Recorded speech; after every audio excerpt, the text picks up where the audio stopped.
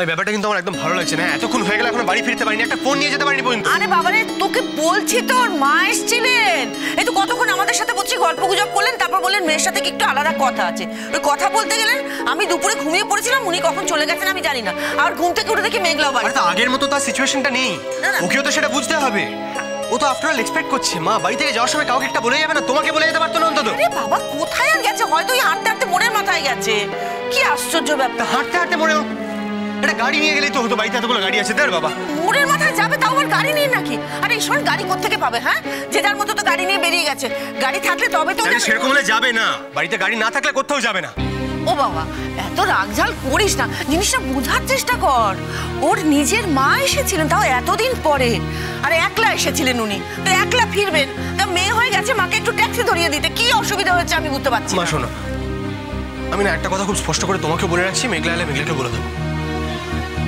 এরকম একটা সিচুয়েশনে ওর এইভাবে বাড়ি থেকে হুটহাট বেরিয়ে যাওয়া চলবে না, ওকে মনে রাখতে হবে যে এক্সপেক্ট করছি।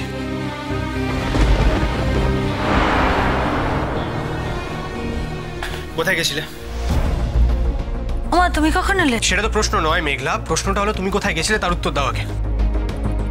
এত রাগারাগি করছো কেন অনুরাগ? আরে বাবা কি রে, তুই তুই কোথায় গেলি আমাকে না বলে? মা তুমি ঘুমোচ্ছিলে বলে আমি তোমাকে বলে যাইনি। আমি বেরোনোর সময় দেখলাম তুমি ঘুমোচ্ছ, ভাবলাম সারাদিন এত খাটাখাটনি করো, আবার ডাকবো, ডেকে ঘুমটা ভাঙিয়ে দেবো, তাই আর ডাকিনি। আর তাছাড়া গেছিলাম তো সামনেই, খুব দূরে তো যাই। হ্যাঁ আমি তো ওকে ওই কথাই বলছি, তুই তো মাকে এগিয়ে দিতে গেছিলিস তো।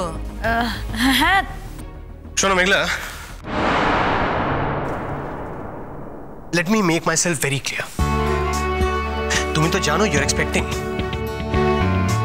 তোমার মধ্যে একটা অন্য প্রাণ বেড়ে উঠছে, তাকে নিয়ে কোনো রিস্ক আমি নিতে পারবো না, তোমাকে নিতে দেবো না। Is that clear? কিসের রিস্ক? কিসের রিস্ক তুমি জানো না? এই যে তুমি একা বাড়ি হেঁটে ফিরলে, রাস্তায় ছেলেরা ক্রিকেট খেলে, ওখানে যদি একটা বলো তোমার পেটে এসে লাগতো তাহলে কি হতো? অনুরাগ এগুলো কাল্পনিক চিন্তা ভাবনা, এগুলো কিছু ঘটবে না। তুমি গ্যারান্টি দিতে পারো? আরে তুমি গ্যারান্টি দিতে পারো? পারো না তো? তুমি যখন গ্যারান্টি দিয়ে বলতে পারো না, তাহলে জোর দিয়েও বলবে না মেঘলা। তোমাকে আমি যা বলছি তুমি সেটা মন দিয়ে শুনবে মেঘলা। যতদিন না তোমার ডেলিভারি হচ্ছে ততদিন তোমাকে সাবধানে থাকতে হবে। আমি যা বলছি সবটা শুনতে হবে। তোমার এইটুকু আক্কেল নেই? বাড়ি থেকে বেরিয়ে গেলে বাড়িতে কাউকে জানালে না পর্যন্ত। আগামী কয়েকটা মাস তোমাকে যদি বাড়ির বাইরে যেতে হয় তাহলে আমার সঙ্গে যেতে হবে, তা না হলে বাড়িতে কাউকে জানিয়ে যেতে হবে, অন্তত মাকে জানিয়ে যেতে হবে। তুমি এভাবে একা একা সব জায়গায় ঘুরে বেড়াতে পারবে না মেঘলা। আর আন্টির মাথায় এটুকু ছিল না? তোমাকে সঙ্গে করে না নিয়ে গেলে কি প্রবলেম হতো তুমি আমাকে বলো। হ্যাঁ আমি মানলাম আন্টি অনেকদিন বাদে আমাদের বাড়িতে এসেছিলেন, তাকে এগিয়ে দেওয়াটা আমাদের কর্তব্য, কিন্তু তোমার এখন যে সিচুয়েশন সেটা তো উনি ভালো করে জানেন। এই যে ওনাকে ট্যাক্সিতে তুলে দেওয়ার পরে তুমি যে একা বাড়িতে হেঁটে ফিরলে, তখন যদি তোমার কিছু হতো তাহলে সে দায়িত্ব কে নিত? কে নিত? তুমি কিন্তু ভীষণ বাড়াবাড়ি করছো অনুরাগ, প্রচন্ড ওভার রিঅ্যাক্ট করছো। এভাবে কিন্তু এত কেউ ভাবে না। কেউ ভাবে না ভাবে না সেটা আমার জানার দরকার নেই। আর তুমি আমাকে এই মুহূর্তে দাঁড়িয়ে অন্য কারোর সঙ্গে কম্পেয়ার করার চেষ্টাও করবে না মেঘলা। অনুরাগ? কি অনুরাগ? কি অনুরাগ বলো না, কি বলতে চাইছো বলো? আমার যে বাচ্চা পৃথিবীতে এখনো এসে পৌঁছয়নি তার প্রতি আমি একটু কেয়ারফুল হব না? আমার বাচ্চার প্রতি আমার কেয়ারফুল হওয়াটা ভুল? একা তোমারই বাচ্চা, যে আসছে সে আমার নয়? হ্যাঁ তোমারও, বাচ্চাটা তোমারও, কিন্তু তুমি কেয়ারফুল নও। আর তুমি কেয়ারফুল নও বলে আমি বারবার এটা করতে বাধ্য হচ্ছি মেঘলা। আমি যেটা বলছি খুব মন দিয়ে শোনো আর মনে রাখো, এই বারবার একা বাইরে চলে যাওয়াটা কিন্তু চলবে না। This was the first time and the last time. এরপরে কিন্তু আমি আর এটা মেনে নেব না। এই যে মা দাঁড়িয়ে আছে, মায়ের সামনে দাঁড়িয়ে কথা দাও। হ্যাঁ হ্যাঁ দিচ্ছে দিচ্ছে দিচ্ছে, ও কথা দিচ্ছে যে ও মাকে কথা দিচ্ছে যে ও আর কোনোদিনও বের হবে না। ঠিক আছে বাবা, ঠিক আছে। উফ বাপরে বাপ, তুই এরকম পাগলের মতো করছিস কেন?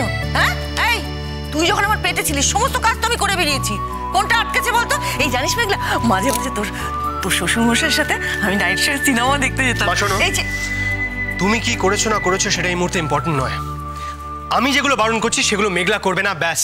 তুই কি বলছিস দাদা? শোনো মা, আমি জানি আমি বাড়াবাড়ি করছি, কিন্তু আমি বাড়াবাড়িটা করবো আর সবাইকে মেনে নিতে হবে। কারণ আমি যেটা করছি সেটা আমাদের বাচ্চার জন্য, তার ভালোর জন্য, মেঘলার ভালোর জন্য। আর এগুলো তো মেঘলা খুব ভালো করে জানে। বাচ্চা হওয়ার আগে একটা মানুষের মধ্যে কত রকম কমপ্লিকেশন হতে পারে, একটা মেয়ের শরীরের মধ্যে কত রকম কমপ্লিকেশন হতে পারে, তুমি জানো না? মেঘলা জানে না? জানো তো? তাহলে মেঘলাকে নিজের খেয়াল রাখতে হবে, that is final. Do you understand that Meghla? আচ্ছা অনুরাগ, তুমি তো এতক্ষণ শুধু আমাদের বাচ্চার কথাই বলছিলে, আমার কথা তো বলনি। এই এখন আমার কথা বললে। বোকার মতো কথা বলছো কেন তুমি? আমাদের বাচ্চার ব্যাপারে কথা বলা, ও সেফটি সিকিউরিটি নিয়ে কথা বলা, মানে যে তোমারও সেফটি সিকিউরিটি নিয়ে কথা বলা, সেটা বোঝাতে গেলে যে তোমাকে ভেঙে ভেঙে সবটা বলতে হবে আমার জানা ছিল না মেঘলা। জানা থাকলে সেটাই করতাম। এনিওয়ে, যেটা বললাম সেটা যেন মনে থাকে। আমি যেভাবে বললাম সেভাবেই থাকতে হবে এই কমাস। আর সেটা যদি তুমি না করতে পারো তাহলে আমি এই আগামী 10 মাস ছুটি নিয়ে বাড়িতে বসে থাকতে, তোমার সঙ্গে 24 ঘন্টা থাকতে বাধ্য হব। ওই দেখো, এই কি বলছিস তুই? হ্যাঁ দাদান, তুই কি পাগল হয়ে গেছিস? বাচ্চা যেন পৃথিবীতে আর কারোর হয় না, ওর একাই হচ্ছে। হ্যাঁ হয়, আমি জানি হয়, কিন্তু সেগুলো আমার কাছে ইম্পর্টেন্ট না মা। আমার কাছে আমার নিজের বাচ্চাটা অনেক বেশি ইম্পর্টেন্ট। তার ফিউচার, তার সিকিউরিটি অনেক বেশি ইম্পর্টেন্ট। মেঘলা অনেক বেশি ইম্পর্টেন্ট, সেটা মেঘলা খুব ভালো করে জানে। সুতরাং আমি যেভাবে বলছি মেঘলাকে আগামী কয়েক মাস সেরকম ভাবেই থাকতে হবে, নিজের খেয়াল রাখতে হবে, সেটা রাখতেও বাধ্য। আর আমি যেটা বললাম সেটাই ফাইনাল। ব্যাস। হ্যাঁ ও তো বলছে। আরে ওই দেখো, সেন্স অফ রেসপন্সিবিলিটি নেই। ওই দেখো, কেউ কারোর কথা শুনে না মাথা চলেছে নাকি? ওই দেখ গজ গজ করতে করতে চল। চিন্তা ভাবনা করতে পারে না। কি অদ্ভুত ছেলে একটা, সত্যি পাগল। দেখেছিস একা একা বক বক বক বক করতে করতে। ও মেঘলা, মেঘলা রাগ করিস না বাবা, তুমি বল। না না না, দেখ তুই তো জানিস আমার ছেলের একটু খ্যাপা, আর প্রথমবার বাবা হচ্ছে তো ওর ভীষণ টেনশন কাজ করছে, বুঝতে পারছিস না? ও যা বলছে যা করছে সব কিন্তু টেনশন থেকে করছে। তুই কিছু মনে করিস না মা। দেখ ওই তোকেও তো বলছে না সাবধানে থাকতে, বারবার বললো না? ও চায় না তুই কোনোভাবে অসতর্ক হোস।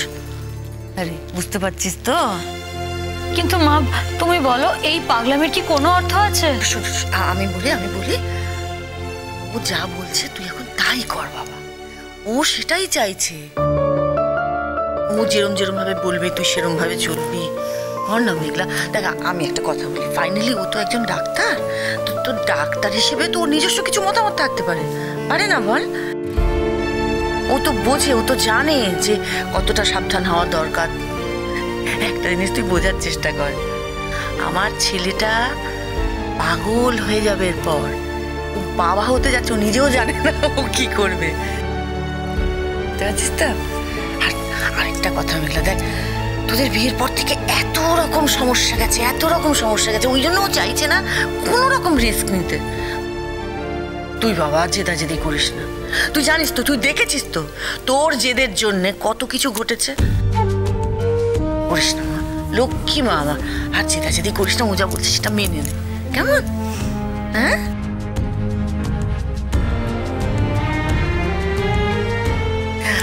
শুনলাম।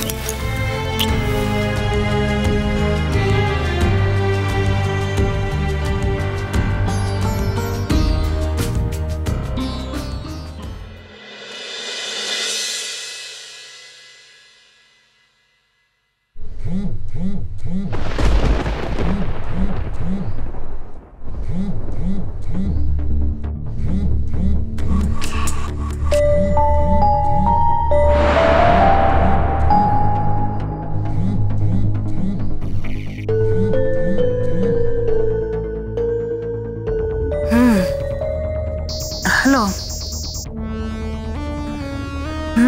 বলো। হ্যাঁ আমি তো রেডি করে দিয়ে বেরোলাম। হ্যাঁ আমি তো নিউজটা রেডি করে তারপরে বেরিয়েছি। তা তুমি এখনো বাড়ি যাওনি?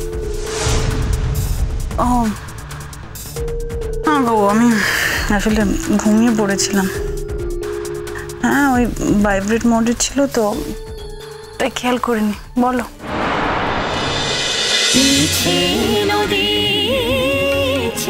নদী